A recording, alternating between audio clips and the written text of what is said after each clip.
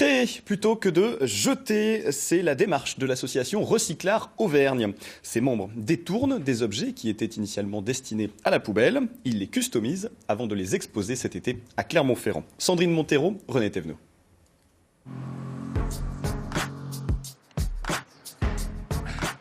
L'art urbain investit tous les supports, les murs, mais aussi les objets.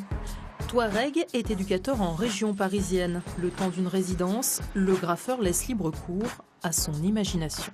Je me dis, bon, qu'est-ce que je pourrais faire dessus selon l'esthétique, la forme et l'usage qu'on peut en faire.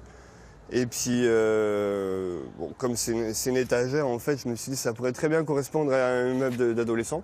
Voilà, donc j'avais envie de faire un truc plus pour les filles. Ici, une étagère, là, un blouson en cuir revu avec des feutres à peinture.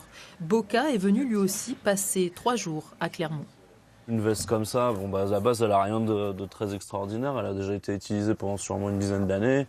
Elle était censée partir à la poubelle. L'association a réussi à la récupérer. Une fois qu'elle sera nettoyée et que je l'aurai un peu vernie avec des crèmes pour le cuir, je vais pouvoir lui redonner une seconde vie. Oui.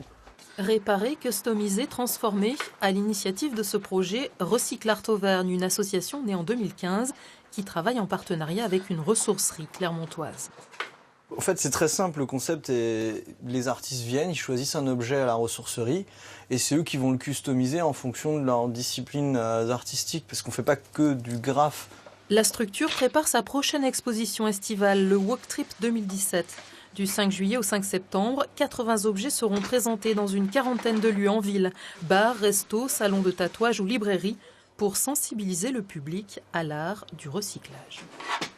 Vous avez l'exemple des radios, vous allez avoir aussi, là, vous voyez, ça c'est un ancien vinyle.